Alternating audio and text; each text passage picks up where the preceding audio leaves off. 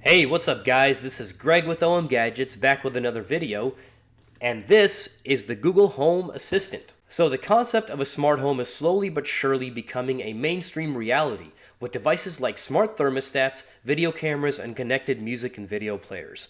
And now we have voice-activated assistants to work as hubs to control these devices. Up until now, Amazon has been at the top of this game with its Echo products, but now Google has joined the smart home race. With that, we are being introduced to Google-powered assistants as compared to Microsoft Bing, which powers the Amazon Echo products, and we all know that Google is the more robust search engine. What this means is that although the Amazon Echo may work and integrate with more services because it has been available longer than the Google Home Assistant, I would bet that going with Google's solution would be a better investment in the long run because it is Google after all. Voice-activated commands is something Google has been doing for quite some time with Google Now, and Google should have an advantage over Amazon with service integration as time goes on. So let's get into the actual physical device. In my opinion, it is beautifully designed. It can spice up the appearance of any room that you put it in. It's hard to describe it, but just the shape of the device with the choice of colors used in the materials makes it very pleasing to the eye. Oh, and by the way, if you do not like the color of the bottom where the speaker grill sits, that part's user replaceable so that you can have it match better to whatever vibe you're going for in your room. Under that speaker grill, you will find 4 speakers which sound pretty nice and get quite loud. I personally do not use these speakers for listening to music, and I'll explain why later in the video, but they work very well for listening to the assistant confirming your commands.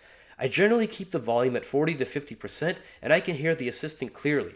Here's a quick sample at 50% volume. Hey Google, how are you? I feel ready to help.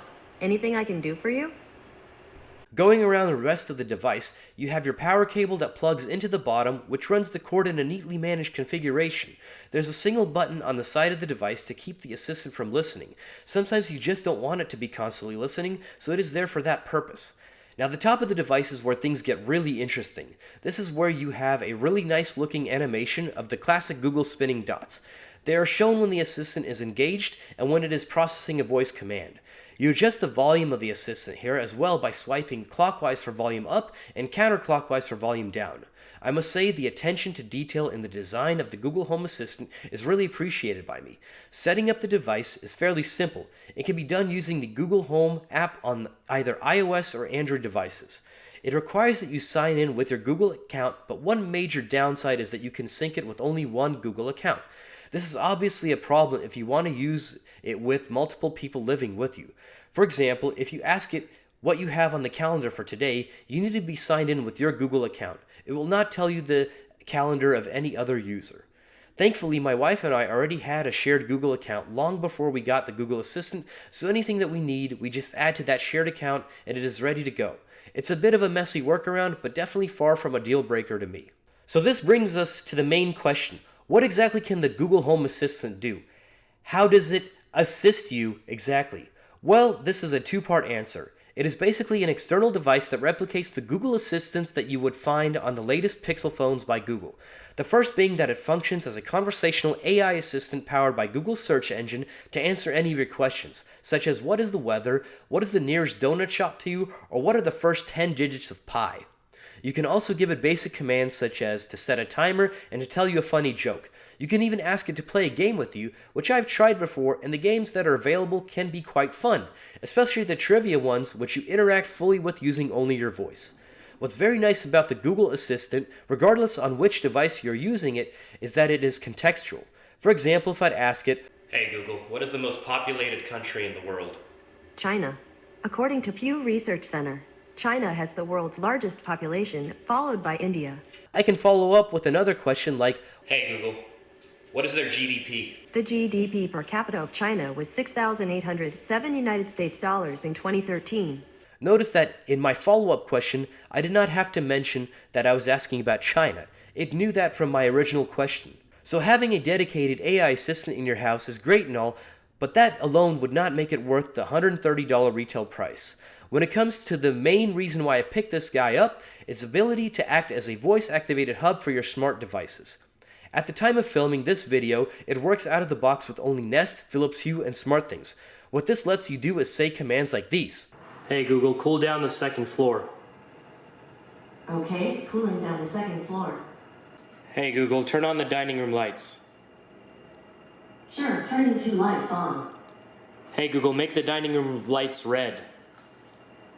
Okay, changing 2 lights to red. Hey Google, turn off the dining room lights. Okay, turning 2 lights off. Also at the time of filming, other smart home services like Wemo, LIFX, and Wink are listed as upcoming to be supported by Google Home. It will also work with any Google Cast enabled device such as Chromecast, Chromecast Audio, or Android TVs. I used it to listen to music through my ceiling speakers, which are powered by a receiver to which I have connected a Chromecast Audio. Here's an example. Hey Google, listen to Depeche Mode on second floor.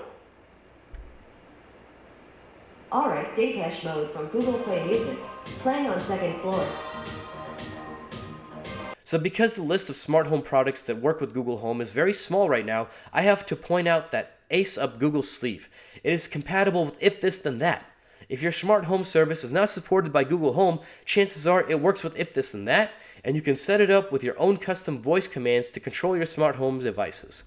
I'm not going to get into the process of how that works in this video, but leave a comment here if you would like to see me go through a tutorial on how to set up in a future video. To give you an example right now, LIFX light bulbs are not supported by Google Home.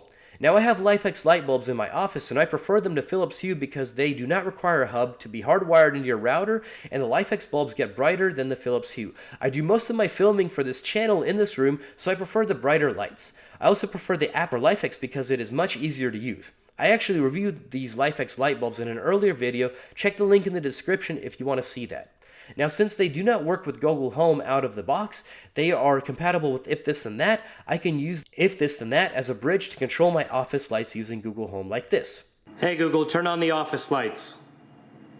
Toggling office lights. Hey Google, turn off the office lights. Toggling office lights. To me, compatibility with if this then that is why I think the Google Home Assistant is ready for anyone that has smart home devices today. Just make sure to check that your devices are compatible with if this then that before you jump in if you plan to go this route. So I have used a lot of tech in 2016, and the Google Home Assistant is by far the most impressive device to me. Once I fully understood its capabilities, I got really excited about owning it. I, for one, cannot wait to see the future updates and enhancements Google will make here, and I really hope that it will support multiple Google accounts in a future update. Is it worth that $130 price tag? Absolutely. This is Greg with OMGadgets. Thank you so much for watching. If you enjoyed what you saw, please give this video a thumbs up. If you want to see more content from me, please hit the subscribe button as well. Check out my Facebook page if you want to see what is upcoming on the channel, and I will see you next time. Thanks. Bye.